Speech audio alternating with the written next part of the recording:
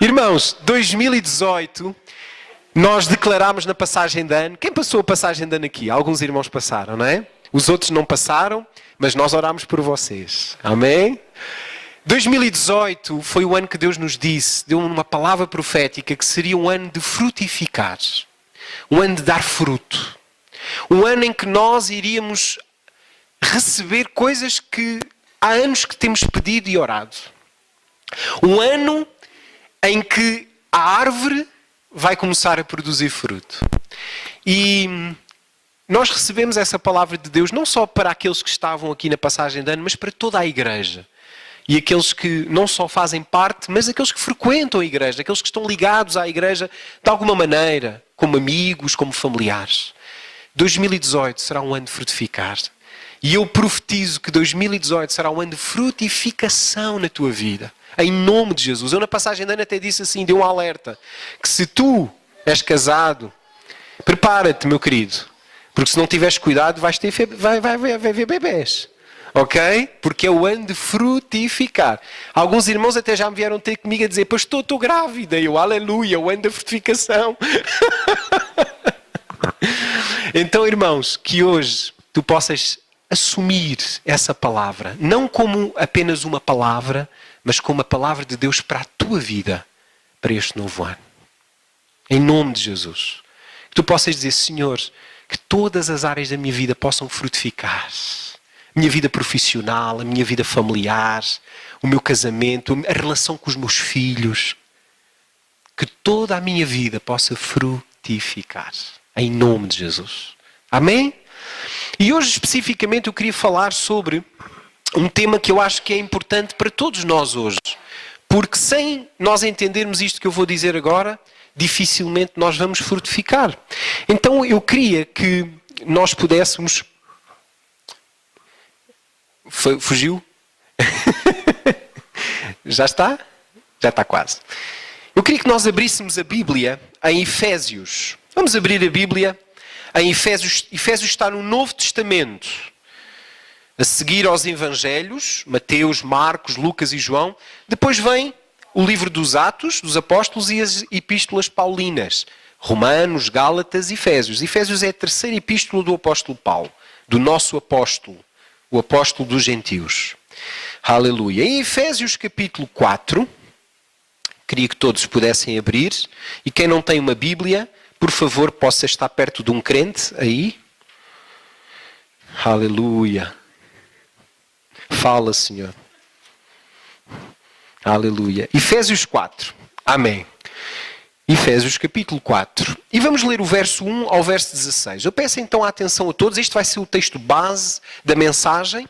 E eu queria que tu entendesses o que vamos ler e a mensagem que o Senhor tem para nós através desta porção da epístola de Paulo aos Efésios. Diz assim, Efésios 4, 1 a 16. Rogo-vos, pois eu, o prisioneiro no Senhor, que andeis de modo digno da vocação a que fostes chamados, com toda a humildade e mansidão, com longanimidade, suportando-vos uns aos outros em amor, esforçando-vos diligentemente por preservar a unidade do Espírito no vínculo da paz. Há somente um corpo e um Espírito, como também fostes chamados numa só esperança da vossa vocação. Há um só Senhor, uma só fé, um só batismo. Um só Deus e Pai de todos, o qual é sobre todos e age por meio de todos e está em todos. E a graça foi concedida a cada um de nós segundo a porção do dom de Cristo. Por isso diz, quando ele subiu às alturas, levou cativo o cativeiro e concedeu dons aos homens. Ora, que quer dizer subiu, senão que também havia descido até às regiões inferiores da terra? Aquele que desceu é também o mesmo que subiu acima de todos os céus para encher todas as coisas. E ele mesmo concedeu uns para apóstolos, outros para profetas, outros para evangelistas e outros para pastores e mestres, com vistas ao aperfeiçoamento dos santos para o desempenho do seu serviço para a edificação do corpo de Cristo. Até que todos cheguemos à unidade da fé e do pleno conhecimento do Filho de Deus, à perfeita varonilidade, à medida da estatura da plenitude de Cristo. Para que não mais sejamos como meninos, inconstantes, agitados de um lado para o outro e levados ao redor por todo o vento de doutrina, pela artimanha dos homens e pela astúcia com que induzem ao erro. Mas, seguindo a verdade em amor, cresçamos em tudo naquele que é a cabeça, Cristo, de quem todo o corpo, bem ajustado e consolidado, pelo auxílio de toda a junta, segundo a justa cooperação de cada parte, efetua o seu próprio aumento para a edificação de si mesmo em amor. Amém. Que Deus abençoe a sua palavra. Irmãos, toda a vez que Deus nos dá uma missão, Deus, Ele não só nos dá essa missão, mas Ele prepara, Ele equipa-nos com aquilo que precisamos para efetuar essa missão. E aquilo que hoje eu quero falar é, fomos equipados para dar fruto. Deus, Ele não só nos dá o mandamento de darmos fruto, e este é o ano da frutificação, mas Deus, Ele não só te diz dá fruto, mas Ele equipa-te, Ele prepara-te para que tu possas dar fruto. Por isso é que a palavra de Deus nos diz, ali, em Filipenses 2,13, diz assim: porque Deus é o que opera em nós e em vós, tanto o querer como o efetuar, segundo a sua boa vontade. Então isto significa que até o desejo em adorar Jesus, até o desejo de adorar a Deus, vem dele. Tudo vem dele e tudo é para ele. Então se ele nos disse, frutifica, se ele nos diz, dá fruto, então quer dizer que ele também nos capacita e nos equipa para dar fruto. Estão a entender o que eu estou a dizer? Então, hoje é importante nós entendermos como é que Ele nos equipa e que tipo de equipamento é que Ele nos dá para entendermos também qual é o tipo de fruto que Ele quer que nós demos. Estão-me a fazer entender? Então hoje a minha pergunta é: com que ferramentas Deus já te equipou para dares fruto? Como é que Ele tem vindo a equipar-te desde o dia em que nasceste até ao dia de hoje? O que é que Ele tem feito? O que é que Ele tem usado para que tu possas dar fruto? Vamos ver, irmãos. Então, segundo a palavra de Deus, vamos ver como é que Deus nos equipa para dar fruto. E, em primeiro lugar, nós somos equipados pelas circunstâncias da nossa vida. Sabes, em Efésios 4:1 diz aí, Paulo começa a dizer o quê? Ele começa a dizer à igreja em Éfeso: eu, o prisioneiro de Cristo. O prisioneiro no Senhor. Não sei se tu sabes, mas o apóstolo Paulo, quando escreveu esta carta, ele estava preso. Os romanos prenderam Paulo. Porque ele era um apóstolo de Jesus. Ele foi perseguido. Tentaram matá-lo várias vezes. E no momento em que ele estava a escrever esta carta, ele estava preso. Por isso é que ele diz à igreja em Éfeso, diz: eu, o prisioneiro no Senhor, vos escrevo esta carta. Agora eu quero vos dizer uma coisa. Graças a Deus, porque Paulo estava preso. E tu dizes, o pastor agora endoidou. O pastor endoidou. Coitadinho do apóstolo Paulo. O pastor diz isso, nunca esteve preso. A minha mulher já me tentou prender algumas vezes, mas não conseguiu. Irmãos, graças ao facto de Paulo estar preso e ter vivido grande parte da sua vida preso, foi o que lhe deu a oportunidade de escrever as cartas que hoje nós temos. Se ele não tivesse estado preso hoje, não havia cartas. Nós não tínhamos a Bíblia, nós não tínhamos o Evangelho, nós não tínhamos hoje aquilo que nos ensina os caminhos e a doutrina do Senhor. Paulo não sabia porque estava preso. Paulo chorava muitas vezes e dizia: Senhor, eu quero apoiar as igrejas, eu quero visitar as igrejas que eu abri, mas porquê que eu estou preso? Mas Deus apenas lhe dizia: a minha graça se aperfeiçoa na tua fraqueza. E Paulo de repente dizia: Senhor, então eu entendo que quando eu estou fraco é quando eu estou verdadeiramente forte. E Paulo aceitou a sua condição de preso. Não que ele gostasse de estar preso, mas porque ele sabia que todas as coisas contribuem para o bem daqueles que amam a Deus. E é isso, irmãos, que a palavra de Deus nos diz. Lá em Romanos 8:28. E sabemos que todas as coisas contribuem juntamente para o bem daqueles que amam a Deus, daqueles que são chamados segundo o seu propósito. Paulo não entendia, mas Paulo cria que Deus tinha o melhor para a sua vida. E foi na prisão, durante muitos anos, que ele escreveu as epístolas, que ele escreveu a carta aos Efésios, que ele escreveu a carta aos Romanos, que ele escreveu a carta aos Filipenses, que ele escreveu a carta aos Coríntios, que ele escreveu a carta aos Gálatas, que ele escreveu a carta, irmãos, até a Timóteo e a Tito, seus discípulos. Foi na prisão que ele escreveu as cartas. E graças a essas cartas hoje, nós temos o Evangelho da Graça. Entendes o que eu estou a dizer? Então o que eu quero hoje, em primeiro lugar, te ensinar, é que Deus nos equipa primeiro pelas circunstâncias da nossa vida. O chamado de Paulo, que Deus deu a Paulo, é que ele seria o apóstolo dos gentios. Mas Paulo sabia, ou melhor, Deus sabia que Paulo não era em 50 anos ou 40 anos de vida que ele iria conseguir ser o apóstolo de todos os gentios. O que Paulo conseguiria fazer naquela altura era abrir algumas igrejas. Mas Deus sabia que ao escrever as epístolas, Deus poderia usar aquelas cartas para que até 2000 anos depois nós possamos hoje estar a fazer discípulos de Jesus Cristo através do ensino do apóstolo Paulo. Eu sou discípulo de Paulo, porque foi através das cartas de Paulo que eu entreguei a minha vida a Jesus. Então Paulo hoje, ele já morreu há muitos anos, mas até hoje ele dá fruto por causa das cartas que ele escreveu. E o que eu te quero dizer, irmãos, há cá coisas que acontecem na nossa vida, há circunstâncias que nós não entendemos, tal como Paulo.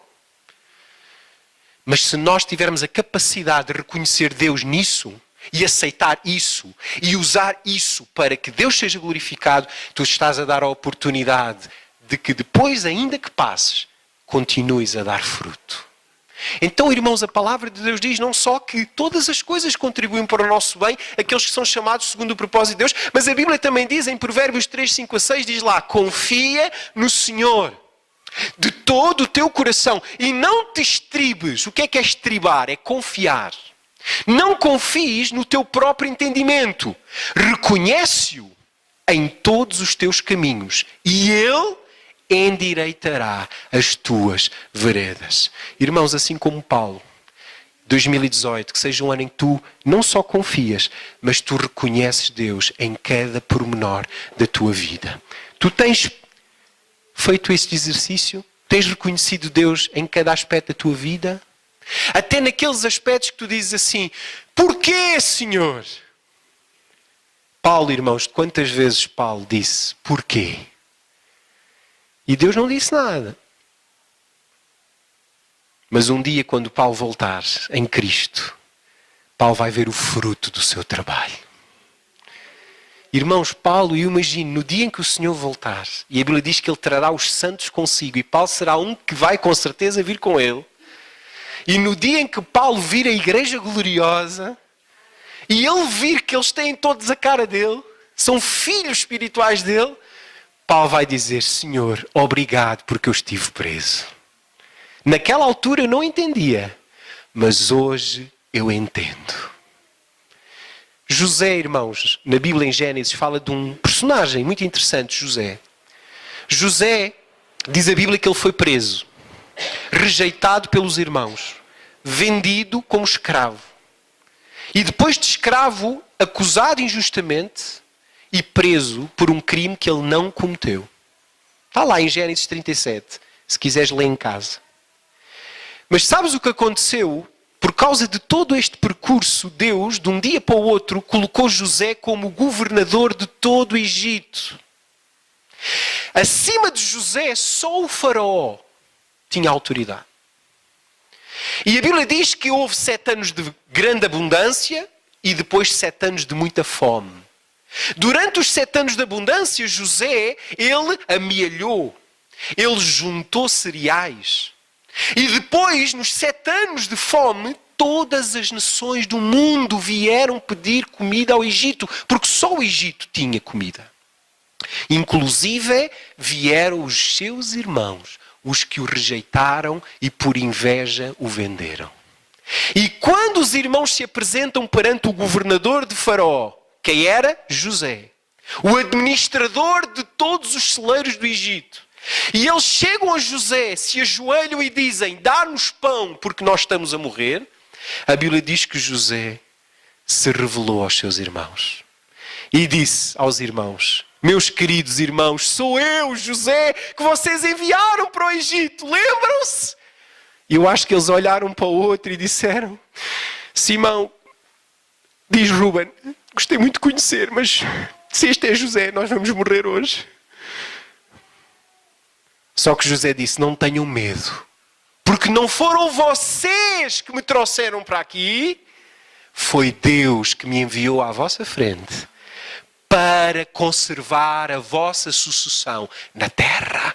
José entendeu que todo aquele processo difícil foi a maneira que Deus criou para que ele fosse o governador do Egito e, como governador, pudesse cuidar dos irmãos que o tinham rejeitado e que o tinham vendido. Irmãos, quantas pessoas Deus já trouxe à nossa vida que nós hoje olhamos e dizemos, Senhor, esta pessoa só me fez mal. Mas eu pergunto hoje,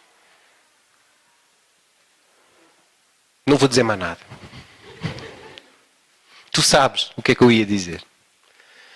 Então hoje, meu querido, reconhece o Senhor em todos os teus caminhos e Ele endireitará as tuas veredas. Meu querido, Deus, Ele tem o melhor para nós. E a primeira maneira que Ele tem de nos equipar é através da história da nossa vida. Porque a tua história de vida é diferente de qualquer pessoa que está aqui nesta sala. A minha história de vida é diferente da tua história de vida. Mas a boa notícia é que a tua história de vida é a mão de Deus para te preparar e capacitar e equipar para aquilo que Ele determinou que só tu farás.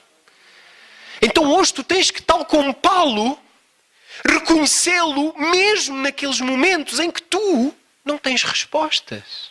Porque a fé é a certeza daquilo que eu espero e daquilo que eu vejo, mesmo muitas vezes não entendendo. A fé não é sentimento. A fé é confiança nas palavras de Deus. Se Deus disse, eu creio. Mesmo que eu não entenda, eu creio. E isso, irmãos, é a primeira forma para nós podermos ser equipados por Ele para darmos fruto. A Bíblia diz em Provérbios, o temor do Senhor é o princípio da sabedoria. Se quem não teme a Deus, muito dificilmente poderá ser usado por Deus. Amém? Então eu deixo-te esta pergunta. Quantas circunstâncias já vieram à tua vida que foram a mão de Deus para produzir em ti mais paciência, mais quebrantamento? Quantas vezes Deus, às vezes circunstâncias que tu próprio originaste. Porque há muita coisa que não foi Deus que fez. Há muita coisa que somos nós que fazemos, escolhas que nós fazemos, escolhas erradas.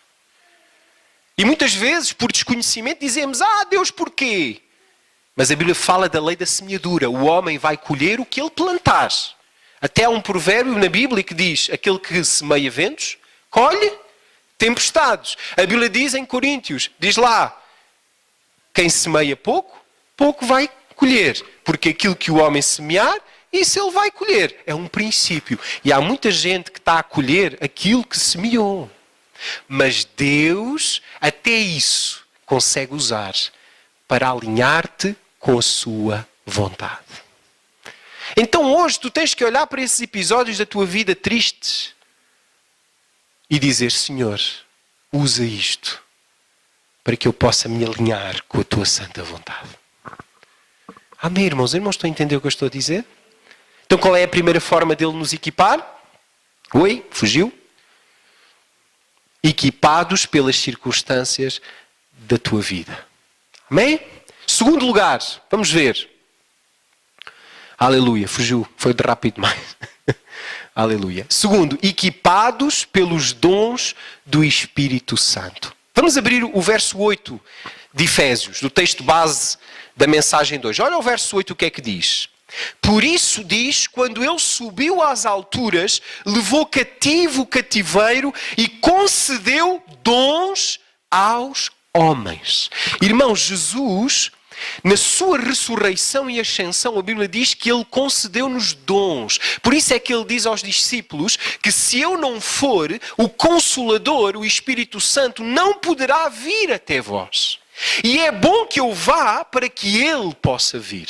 Porquê? Porque quando Jesus viveu entre nós, Deus estava entre nós, porque Jesus é Deus.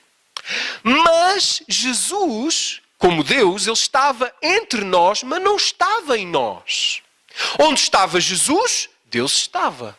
Mas onde não estava Jesus, Deus não estava. E qual é a vontade de Deus? É que Deus habitasse em cada um de nós. Então, através da obra de Jesus, o que é que aconteceu? Os céus se abriram e o Espírito de Deus desceu sobre toda a carne. Uma promessa muito antiga, lá dita em Joel, em que Deus diz, e eu enviarei o meu Espírito sobre toda a carne. Quando é que isso aconteceu? No momento em que Jesus sobe ao céu e o Espírito Santo vem. Então, através do Espírito Santo, Deus vem habitar em ti. E o Espírito Santo, quando ele habita em ti, ele produz, ele manifesta o que nós chamamos os dons. Os carismas, a palavra grega é carisma. O carisma de Deus, os dons do Espírito Santo, que estão escritos lá em 1 Coríntios 12 e no capítulo 14, se quiseres em casa, com calma, poderás ler esta semana o capítulo 12 e 14 de 1 aos Coríntios, também escrito por Paulo, em que ele fala dos dons do Espírito, dos 9 dons do Espírito Santo. Então é importante tu conheceres os dons, porque a palavra de Deus nos diz que o Espírito de Deus te deu dons. A todos os que já receberam Jesus, Deus deu-lhes poder. Que poder é esse? O poder do Espírito Santo para dar fruto.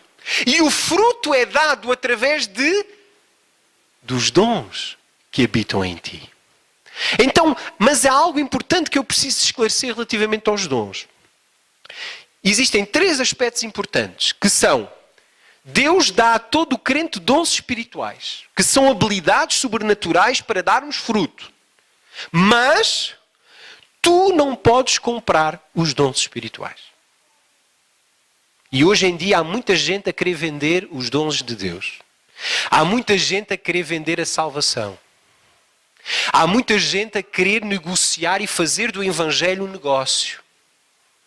A Bíblia diz e condena e proíbe que nós possamos comprar os dons do Espírito Santo. Então hoje, irmãos, tu não podes comprar os dons do Espírito Santo. A Bíblia conta-nos uma história em Atos, capítulo 8, verso 18 a 20, se quiseres poderás abrir. Fala-nos da história de Simão. Simão foi um dos primeiros crentes da igreja primitiva. A profissão dele, antes de ser crente, ele era feiticeiro, ele era bruxo. E ele era um bruxo poderoso, porque ele fazia feitiços. E toda aquela cidade de Samaria estava rendida aos pés daquele homem feiticeiro. Até que o apóstolo Filipe, o evangelista, chegou, pregou e ele se converteu. Foi expulso todo o espírito maligno dele e ele foi batizado nas águas. Depois vieram Pedro e João para batizar todas aquelas pessoas no Espírito Santo, para que elas recebessem a presença de Deus e os dons do Espírito Santo, para poderem dar fruto. E quando Pedro e João chegaram à Samaria e começaram a orar pelas pessoas, a Bíblia diz que o Espírito Santo começou a vir, um a um, e eles todos foram cheios do Espírito Santo. Quando Simão olhou e viu aquilo, o que é que ele pensou? Eu preciso de ter isto. Este poder, eu nunca vi este poder antes. Então o que é que Simão fez? Chegou ao pé do apóstolo Pedro e disse-lhe assim: Pedro, vem cá. Olha, quanto é que queres por esse poder? Eu tenho dinheiro. Quanto é que tu queres? 1000 euros. Pedro, irmãos, virou-se para ele. Está lá escrito, podes ler. Pedro disse, arreda, vai-te embora. Porque tu não podes comprar os dons de Deus. Deus dá os dons a quem quer, quando quer e para o que Ele deseja fazer. Tu não podes comprar. Vejo que tu estás em laço do diabo. Vejo que o diabo ainda domina a tua vida nessa área financeira. Por isso, arrepende-te. Porque senão Deus vai trazer castigo à tua vida. E Simão disse o quê? Perdoa-me. Ora tu por mim, para que o Senhor me proteja. Então, irmãos, em primeiro lugar, nós não podemos comprar os dons. Nós não podemos adquirir os dons. Nós temos sim que entender que os dons, como diz lá em 1 Coríntios 12, os dons são distribuídos por Deus como Ele quer, a quem quer, quando Ele quer. Ok? Segundo lugar, diz ali, pois é Deus quem os distribui conforme lhe apraz. 1 Coríntios 12, 11. Segundo, tu não podes merecer os dons. Há muita gente que jejua e tenta viver uma vida santa diante de Deus na esperança de receber poder de Deus. Irmão, não funciona. Não é o merecimento que te vai dar os dons. Mas é o propósito que Deus tem para a tua vida que te vai dar esses dons. Porque eles vão ser o quê? A capacidade sobrenatural para dar fruto. Porque também te digo, se Deus te dá dom e tu não usas o teu dom, então Deus também vai tirar o dom. Porque o dom não é teu, o dom é dele. Estão a entender o que eu estou a dizer? Porque a Bíblia diz que os dons são dados para um fim, para um objetivo. Se tu não cumpres esse objetivo, então Deus não vai continuar a dar-te esse dom. Terceiro lugar, tu não podes escolher os dons. Eu, há uns anos atrás, irmão, quando eu descobri os dons do Espírito Santo, eu fiquei animado. E eu comecei a orar, fiz uma lista e disse, Senhor, qual é aquele que eu vou querer? Aleluia. Comecei a orar e disse, não, o dom de curar é bom. Eu oro, os doentes são curados, vou entrar nos hospitais. Glória a Deus. Vai deixar de haver doente em Portugal. Portugal, o país sem doentes. Os hospitais vão fechar. Aleluia. Não é? Então eu disse, Senhor, eu quero escolher o dom de curar. E Deus disse, não é assim que funciona. Não és tu que escolhes. Porque os dons são distribuídos conforme Ele quer. Às vezes Deus dá-nos dons até que nós não queremos. Mas é esse dom que Ele dá. Para quê? Para fazer o chamado que nós temos. Estão a entender o que eu estou a dizer, irmão? Amém? Então, relativamente aos dons, é Deus que dá. E dá para o que for útil e dá segundo a sua vontade. Para que o teu chamado e o teu propósito sejam feitos. Amém? Glória a Deus. Vamos continuar. Então, por isso, Deus nos dá a ordem de procurar e despertar os nossos dons espirituais. 1 Coríntios 12, 31. Abre a tua Bíblia. Vamos abrir agora um bocadinho a nossa Bíblia. 1 Coríntios 12, 31. Vamos ler. 1 Coríntios está exatamente antes de 2 Coríntios. Ok, irmãos? É fácil. 1 Coríntios, capítulo 12, verso 31. Olha o que é que diz. Vamos ler. Aleluia. Diz assim. Entretanto, procurai com zelo os melhores dons. Então, a ordem é procurar os dons. Procurar saber qual é o dom que Deus te deu. E procurar com zelo. O que é zelo? É com dedicação. É com esforço. É com perseverança. Amém? Olha o que é que diz em 1 Coríntios 14, verso 1. Olha o que é que diz. Diz assim. Eu vou ler. Segui o amor e procurai com zelo os dons espirituais. Então, aqui Paulo está a ensinar a igreja aos Coríntios a procurar com zelo os dons espirituais. Não só à igreja, mas a Timóteo, o seu discípulo, o seu filho na fé. Paulo diz algo muito parecido. Vamos abrir em 2 Timóteo, capítulo 1, verso 6. Um bocadinho mais para a frente, a seguir às cartas de Paulo, vem a epístola de Paulo a Timóteo. A primeira e a segunda carta de Paulo a Timóteo. Segunda carta de Paulo a Timóteo, capítulo 1, verso 6. Olha o que é que diz, eu vou ler. Diz assim. Por esta razão, pois, te admoesto que reavivas, que despertes o dom de Deus que há em ti pela imposição das minhas mãos. Então o que é que o Senhor diz? Diz para nós, no caso de Timóteo, para ele desenvolver, para ele reavivar, para ele descobrir, para ele despertar os dons que Deus já tinha dado a Timóteo. Irmãos, Deus deu-te dons. Deus deu-te coisas que Ele te concedeu a ti e não deu a mais ninguém para tu fazeres aquilo que Deus te chamou para tu fazeres. E eu faço-te uma pergunta que está ali. Tu já descobriste os teus dons? Já te perguntaste porquê que tu és tão bom a fazer aquilo? Porque Deus te deu essa capacidade para tu poderes cumprir o teu chamado, o teu propósito. Então eu deixo-te esta pergunta. Tu já descobriste quais são os teus dons? O que é que tu és bom a fazer? Quais são os teus talentos? Não vou explicar aqui, mas existe uma diferença entre dom e talento. Mas tanto o dom como o talento é dado por Deus. E a pergunta que eu te faço é, quais são os teus talentos? Quais são os teus dons? Será que tu já descobriste todos os teus talentos e todos os teus dons? Ou será que tu neste momento estás ainda numa fase de procura para descobrir, para poder servir ao Senhor? Irmão, 2018 será o ano em que tu vais descobrir muitos dons e talentos. Talentos e dons que tu nunca descobriste em ti, porque 2018 será o ano de frutificares. E sem dom não há frutificação.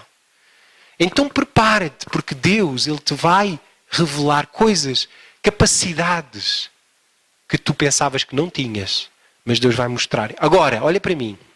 Isto é importante. É nas situações difíceis.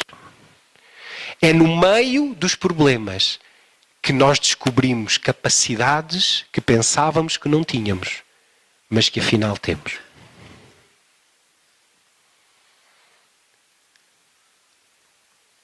Sabes quando é que a águia descobre que nasceu para voar? Não sei se tu sabes esta história. É uma história verdadeira da natureza. As águias fazem o ninho no ponto mais alto do horizonte. Elas olham, veem o sítio mais alto. O sítio mais alto é elas onde vão fazer o ninho. E quando a águia tem os bebés, não é? Os aguinhos. Não é? Amém. Quando ele põe os ovos e choca os ovinhos e os ovinhos nascem as aguinhas bebés. Sabes o que é que a águia faz? Durante os primeiros 3 meses a águia alimenta as águias bebés. E quando as águias bebés começam a ter penas e as asas começam a crescer, a águia agarra na sua cria e ela manda a cria para fora do ninho. E a cria, coitadinha, ela vem. E naquele momento a águia, que é o animal que vê melhor no mundo, ela consegue ver uma pequena presa a milhares de quilómetros de distância. Aquela águia, ela vai zoom, e 1 metro antes daquele bebê águia se esborrachar no chão, a águia vai e faz assim, e apanha o bebê. E tu dizes, oh glória, é que ela volta lá acima. E volta a mandar a águia bebê para fora do ninho. E a águia bebê... Irmão, a águia repete esta história até o momento em que a águia bebê abre as asas e diz, eu nasci para voar. Irmãos, a Bíblia diz que nós voaríamos como águias. Não diz lá em Isaías? Só que há muita gente que está interessada em voar, mas não está interessada em aprender a voar. Só que Deus, Ele usa a mesma estratégia. Às vezes, Ele lança-nos de fora do nosso ninho. Sabes o que é o nosso ninho? É aquele lugar de conforto. São as saias da mamã, não é? Ali, de repente, Deus tira-nos do ninho e nós parece que estamos a cair, não é? Em queda livre. E pensamos, Senhor, vou morrer. E de repente Deus, salva-te. Não é verdade? Mas passado algum tempo, voltas outra vez a estar em queda. E dizes, ai meu Deus, o que é que está a acontecer à minha vida? A minha empresa está aí por água abaixo. Ai, os meus filhos isto. Ai, o meu marido aquilo. Ai, a minha mulher isto. De repente Deus, zás. Até que tu aprendes a voar. Até que tu aprendes a usar os dons que Deus te deu. E tu aprendes a colocar as circunstâncias debaixo dos teus pés. Começas a andar em vitória. Porque tu sabes que maior é o que está em ti do que aquele que está no mundo. Entendes, meu querido? Então hoje eu quero te perguntar, tu já descobriste os teus dons? Então, se não, diz ao Senhor, atira-me para fora do ninho, porque eu quero voar. Alguém pode fazer esta oração hoje? Amém, irmão? Quem pode fazer esta oração, levanta o braço. Amém? Não tenham medo, irmão. Tá, alguém, há pessoas assim, ó. Ai, Senhor, ai. Irmãos, Deus quer te equipar, mas não existe equipar sem esforço.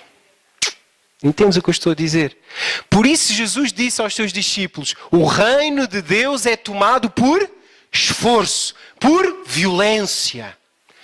E aqueles que se esforçam se apoderam do reino dos céus.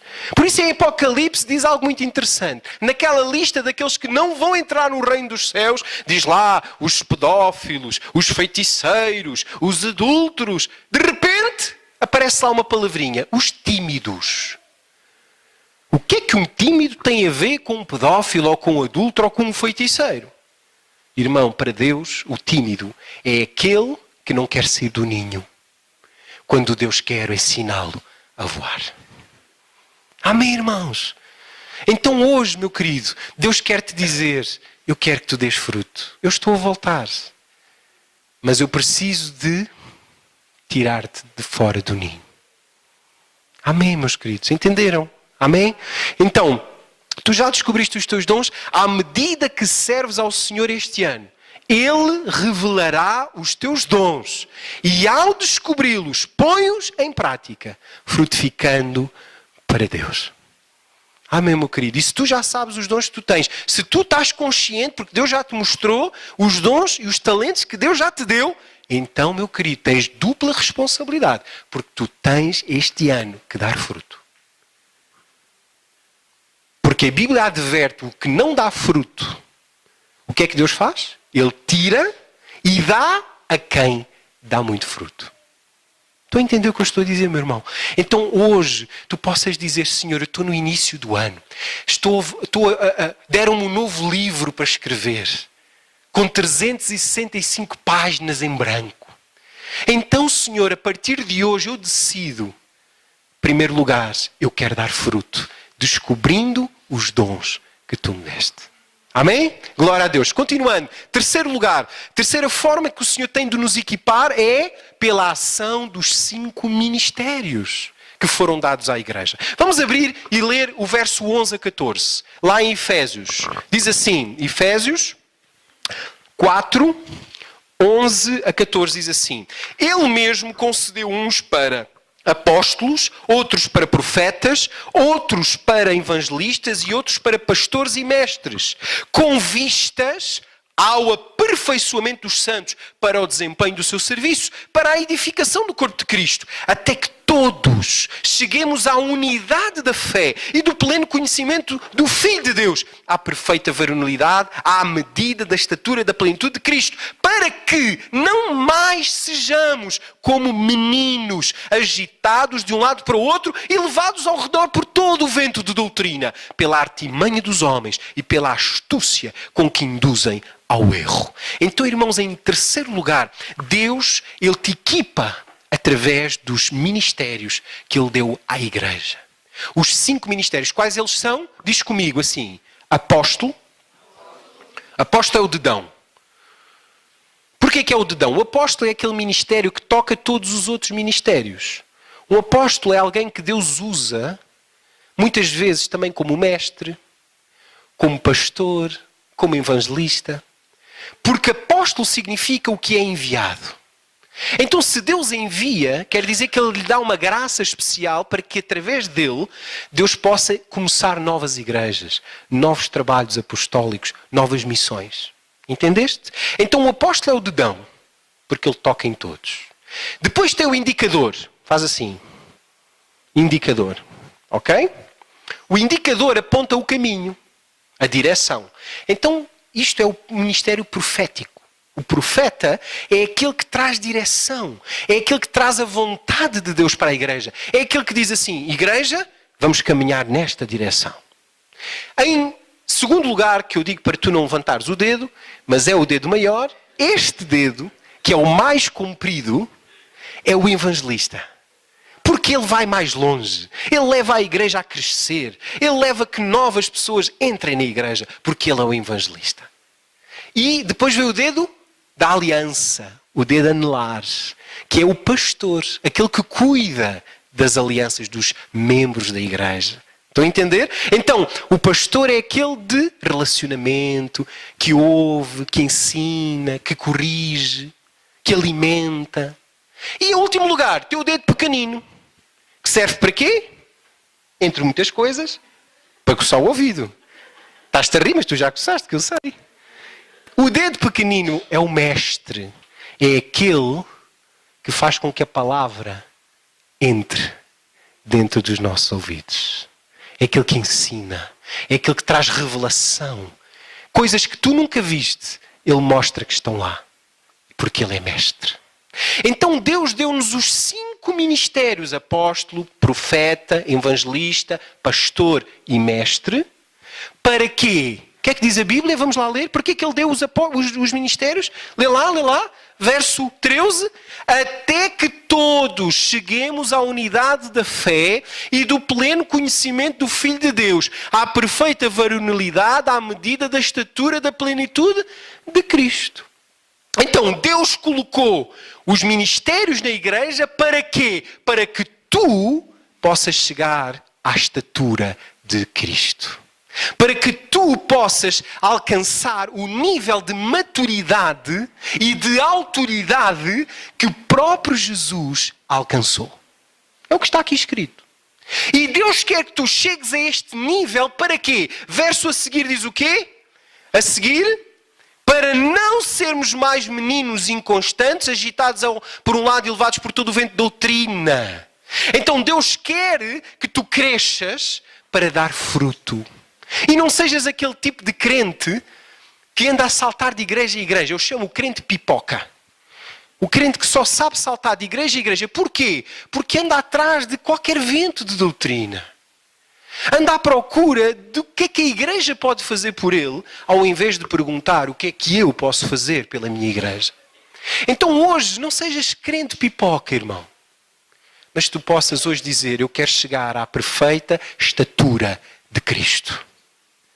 Por isso Deus me colocou nesta igreja, para que eu cresça e ajude os outros a chegar. Até que eles, tal como eu, cheguemos juntos à perfeita estatura da medida de Cristo. Estão a entender o que eu estou a dizer, irmão? Hã? Então, Deus ele nos equipa através dos ministérios. E hoje Deus deu a esta igreja pastores. Deus deu a esta igreja pastores que têm o título de pastor, mas que são apóstolos, que são mestres, que são profetas, que são evangelistas. E Deus deu para quê? Para te capacitar, para te equipar, para tu cumprires o teu chamado e o teu ministério. Para que tu possas dar fruto. Estão a entender o que eu estou a dizer, irmão? Então, isto é muito importante. No verso 12, nós lemos o motivo dele nos dar. E o motivo é para que nós possamos ser aperfeiçoados para o desempenho do seu serviço. Olha aqui, eu vou ler. Com vistas ao aperfeiçoamento dos santos para o desempenho do seu serviço para a edificação do corpo de Cristo. Então significa, irmão, que não é o pastor que edifica a igreja, mas és tu que edificas a igreja quando tu cumpres o teu chamado e dás fruto.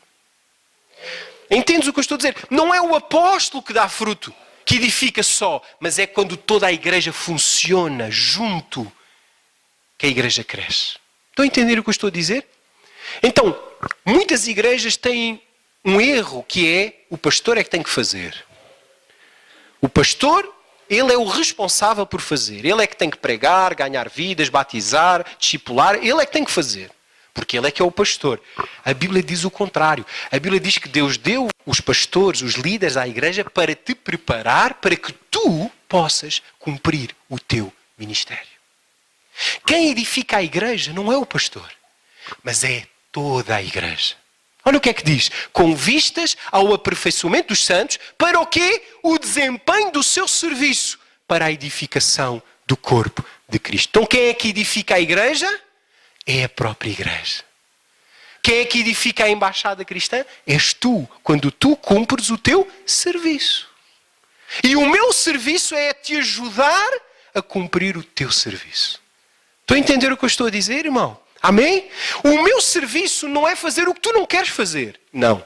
O meu serviço é te ajudar a seres perfeito à medida de Cristo para fazeres o que Deus te chamou para fazer. Amém, irmãos? Entenderam? Então, no verso 13 descobrimos o objetivo primordial de Deus em salvar e restaurar o homem. Qual é o objetivo de Deus? É que todos cheguemos à unidade da fé e do pleno conhecimento do Filho de Deus, à perfeita varonilidade, à medida da estatura e da plenitude de Cristo. Deus, Ele não quer só te salvar.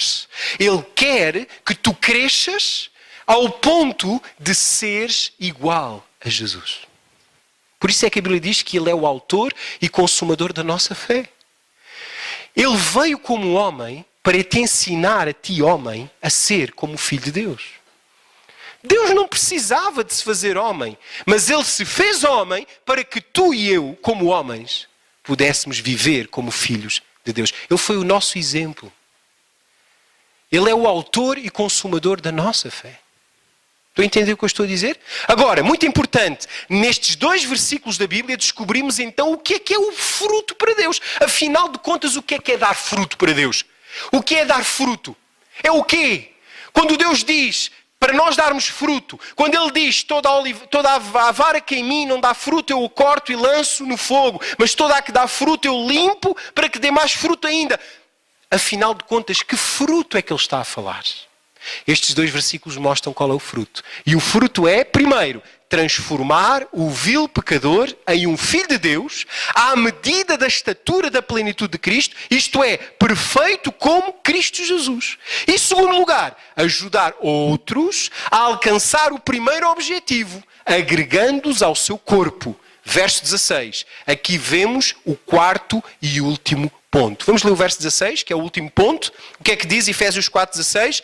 De quem todo o corpo, bem ajustado e consolidado pelo auxílio de toda a junta, segundo a justa cooperação de cada parte, efetua o seu próprio aumento para a edificação de si mesmo em amor.